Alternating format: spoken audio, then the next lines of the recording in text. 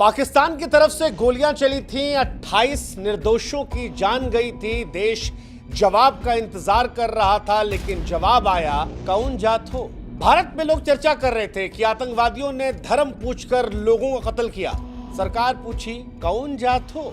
लोग पाकिस्तान के खिलाफ मास्टर स्ट्रोक की तलाश में थे। सरकार पूछी ए भैया कौन जात हो। और अब सरकार के चाहने वाले कह रहे हैं कि sir master stroke, sir master stroke. वो जो कल तक महाराष्ट्र में एक है सेफ है का नारा दे रहे थे, कह रहे थे कि भैया बटोगे तो कटोगे, समाज को तोड़ने वाला जहर है ये, आज कह रहे हैं कि राष्ट्र निर्माण का औजार है। जब पूरा देश पहलगाम की तरफ देख रहा था, मोदी जी की बैठक करती हुई तस्वीरें सामने आ रही थी, तब दिल्ली से यह ऐलान हुआ कि कौन जात।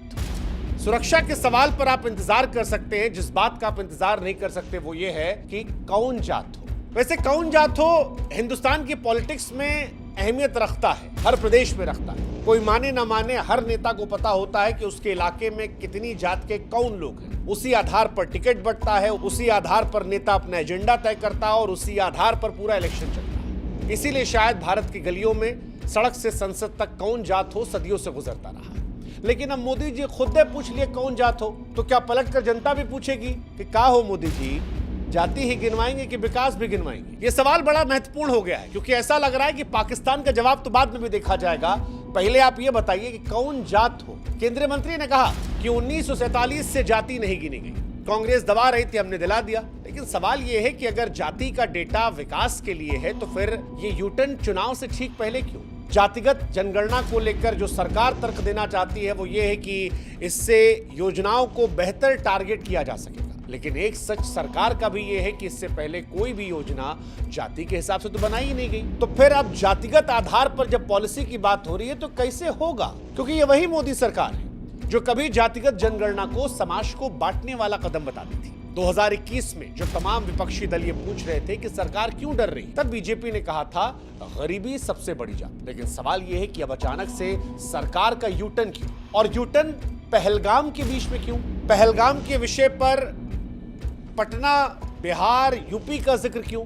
क्या इसका जवाब वोट है? या इसका जवाब ये है कि मुद्दा जो है वो थोड़ा भटक जाएगा, उधर से ध्यान इधर आ जाएगा, या कोई और मास्टर स्ट्रोक? जैसा कि मोदी सरकार के चाहने वाले कहते हैं कि मोदी जी का दिमाग चाचा चौधरी से तेज है, आप जो सोचते हैं उसको बहुत पहले कर चुके होते हैं, भगवान जाने। लेकिन वोट की कहानी सच्ची है, क्योंकि बिहार में 2025 में विधानसभा चुनाव है और उत्तर प्रदेश में 2027 में चुनाव है। और ऐसा लगता है कि बीजेपी ये मान रही है कि विपक्ष का जाति कार्ड छीनकर वो ओबीसी और दलित वोट बैंक को अपने पाले में कर लेगा। लेकिन सवाल ये है कि वो जो सबका साथ, सबका विकास, बटोगे तो कटोगे, हम एक है तो सेफ हैं, उन नारों का क्या होगा? और ये जो आंकड़े सरकार देगी, क्या ये वाकई समाज के लिए होंगे या फिर चुनाव में सियासी फसल काटने के लिए? पता नहीं। लेकिन जो हमें पता है वो ये कि अब आईटी सेल की परीक्षा बढ़ जाएगी, क्योंकि आईटी सेल को ये समझाना पड़ेगा कि जो जातिगत गिनती समाज को पीछे ले जा रही थी, अब वो कैसे राष्ट्र निर्माण की वजह बन सकती है। कई सारे तर्क आ सकते हैं। हो सकता है बीजेपी कह दे कि राहुल गांधी से मुद्दा छीन लिया। कुछ आईटी सेल वाले कह सकते हैं कि भैया मुसलमान की भी जात पता लग जाएगी, वो जो भीम मीम चलता है वो खत्म हो जाएगा। फिर कहा गया कि सवर्णों को क्रेडिट मिल जाएगा। बहुत आरोप लगता है कि सवर्ण खाए बैठे हैं। किसी ने कहा जाति पर बहस होगी, कश्मीर की बात दब जाएगी। तो कुछ और क्रांतिकारी थे, वो कहे कि भैया विपक्ष जो आज सोचता है ना, वो मोदी जी बहुत पहले सोच लिए थे, 2014 में सोचे थे, फलाना कमेटी बनाई थी। हालांकि ये भी सच है कि बीजेपी जब विपक्ष में थी तब वो जातिगत जनगणना की बात करती थी, लेकिन सत्ता में आने के बाद उसने इस बारे में बात नहीं की। लेकिन अब गंभीरता से हम भी समझने की कोशिश करते हैं कि जातिगत जनगणना जब हो रही है तो इसका फायदा किसे होगा, चोट किसे पहुंचेगी? बीजेपी का क्या फायदा नुकसान है? बीजेपी का फायदा ये है कि बीजेपी विपक्ष का मुद्दा छीनने और ओबीसी वोट बैंक को खींचने की कोशिश कर सकती है, क्योंकि विपक्ष का ये बहुत बड़ा मुद्दा है। नुकसान ये है कि जो अपर कास्ट है उनमें बीजेपी को नाराजगी का सामना करना पड़ा। अपर कास्ट चीख चीख कर कह रहा है कि सारा बीजेपी जो है वो हमारे खिलाफ करती है, वोट हम देते हैं और इनकी सारी पॉलिसी हमारे खिलाफ जाती है। हिंदू राष्ट्र और हिंदू एकता के नैरेटिव को भी नुकसान इससे पहुंच सकता है। विपक्ष का क्या फायदा है? विपक्ष ये कह सकता है कि सरकार भले इनकी है लेकिन सिस्टम हमारा है, ये हमारा थॉट प्रोसेस था और अब इसे हम कर रहे हैं। नुकसान ये है कि अगर भाजपा ने इसको अच्छे से प्रचार प्रसार कर लिया, माहौल बना लिया, तो इसका क्रेडिट अगर भाजपा ले आती है तो विपक्ष के हाथ से एक बड़ा मुद्दा जो है वो स्लिप हो सकता है। समाज के हिसाब से फायदा यह है कि अब जो नीतियां बनेंगी उसमें वास्तविक प्रतिनिधित्व जो है उसकी संभावना है, यानी जिसकी जितनी जाति होगी उस हिसाब से उसका रिप्रेजेंटेशन हो सकता है पॉलिसीज में। नुकसान यह है कि सामाजिक बंटवारा इससे हो सकता है, जातीय तनाव बढ़ सकता है। ये दो धारी तलवार है, समाज का उत्थान भी कर सकती है और समाज को बर्बाद भी कर सकती है। ये इसी कहानी। 2011 के बाद इस बार पहली बार जातिगत जनगणना का ऐलान हुआ है, लेकिन बड़ी बात यह है कि यह ऐलान जो है ये तब हुआ है जब देश पहलगाम में आतंकवादी हमले के बाद जवाबी कार्रवाई की उम्मीद कर रहा था। लेकिन मोदी सरकार जो अब तक जातिगत जनगणना को समाज विभाजन की वजह बताकर टाल रही थी, वो अचानक ये क्यों करती है? कई मायने निकल सकते हैं। एक मायने ये निकल रहा है कि हेडलाइन चेंज करनी थी। जनता जो है वो 24 घंटा टीवी, अखबार, सोशल मीडिया खोले बैठी है कश्मीर का बदला लेने के लिए, और आतंकवादी पकड़े नहीं गए अब तक। पाकिस्तान पर अब तक कोई स्ट्राइक नहीं हुई और जनता चाहती है कि कुछ ऐसा हो, आतंकवादियों को मारा जाए, पाकिस्तान से बदला लिया जाए। तो ये हेडलाइन मैनेजमेंट का हिस्सा हो सकता है। एक दूसरा हो सकता है लॉन्ग टर्म में यूपी बिहार को इम्पैक्ट, विच इज ऑब्वियस, वो तो है ही है, इसमें तो कोई दो राय नहीं है। तीसरा क्या इसके अलावा भी कुछ हो सकता है? क्या कोई ऐसा फैसला आ सकता है जिसमें विपक्ष का जो वोट बैंक है उसे आधा करने की जरूरत हो? विपक्ष की ताकत क्या है? मुसलमान प्लस पिछड़े दलित आबादी, क्या उस तरफ कोई कदम हो सकता है? देखने वाली बात है। लेकिन फिलहाल विपक्ष क्रेडिट युद्ध लड़ रहा है। विपक्ष कह रहा है कि देखो जी, हमने पहले ही कहा था। कांग्रेसी कह रहे हैं कि देखो बीजेपी झुकती है, झुकाने वाला चाहिए, राहुल गांधी जैसा फौलादी नेता चाहिए। आरजेडी कह रही कि देखो तेजस्वी भैया हमारे कह रहे थे, हमारी बात मान ली गई। तेजस्वी भैया, लालू जी दशकों से संघर्ष कर रहे थे। अखिलेश यादव कह रहे हैं कि पीडीए की जीत है। लेकिन ये क्रेडिट की लड़ाई है। ये वैसे ही है जैसे कई सारे बच्चे एक खिलौने पर लड़ रहे हैं। सवाल ये है कि अगर आंकड़े आए तो क्या विपक्ष 50% आरक्षण की सीमा को तोड़ पाएगा या फिर बीजेपी इसे अपने तरीके से भुनाएगी? और क्रेडिट किसको जाएगा, वो जो इसके लिए लड़ रहा था या वो जो इसने इंप्लीमेंट किया?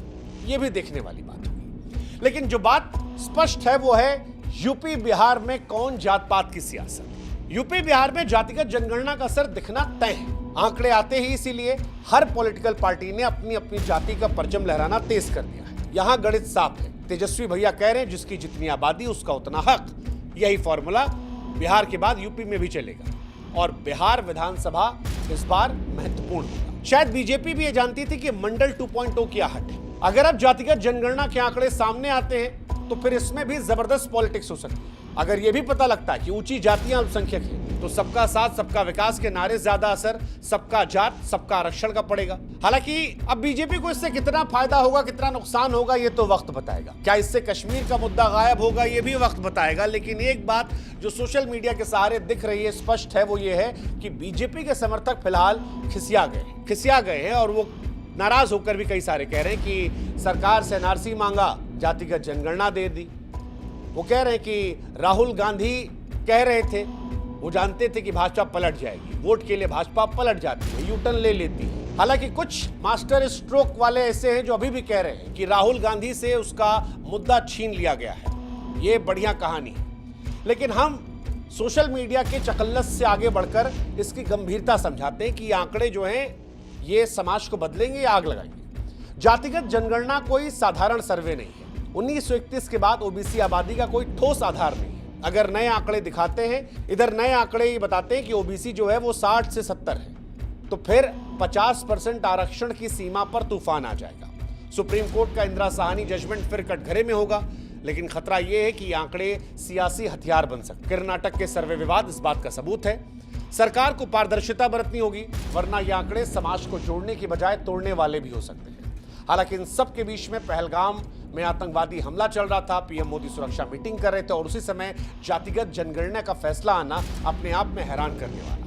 एक तरफ पाकिस्तान के खिलाफ प्लानिंग चल रही थी, वहीं दूसरी तरफ जातिगत जनगणना का मास्टर स्ट्रोक। ये टाइमिंग बताती है कि सरकार इस मुद्दे को राष्ट्रीय सुरक्षा के शोर में दबाना चाहती थी ताकि विवाद शायद ज्यादा ना हो, लेकिन सोशल मीडिया ने इसे सुर्खियों में ला दिया। लेकिन कुल मिलाकर कहानी यही है कि मोदी सरकार का यह फैसला सियासी चाल वाला भी है, सामाजिक जरूरत भी है। विपक्ष इसे अपनी जीत बता रहा है, बीजेपी से अपने नाम करेगी।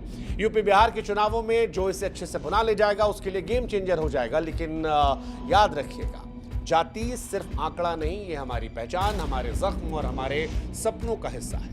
इसीलिए कौन जात हो पूछने से पहले क्या सरकार ने सोचा कि इसका जवाब जो होगा वो समाज को जोड़ेगा या तमाशा बनाकर तोड़ेगा। सियासत अपनी रोटी सेकेगी, लेकिन जनता के तौर पर हम आपसे ये अपील करेंगे कि जब आपसे पूछा जाए कौन जात हो, तब आप उस आग की तपिश से बचने की कोशिश कीजिएगा, क्योंकि सियासत का खेल पुराना है। सियासत इस कदर आवाम पर एहसान करती है, पहले आंखें छीनती है, फिर उन्हीं को चश्मादार करती है। बाकी चुनाव में आप भी पूछ लीजिएगा कि खाली जाति पूछेंगे जी, या ये भी बताएंगे हुआ क्या था, कितना काम हुआ है।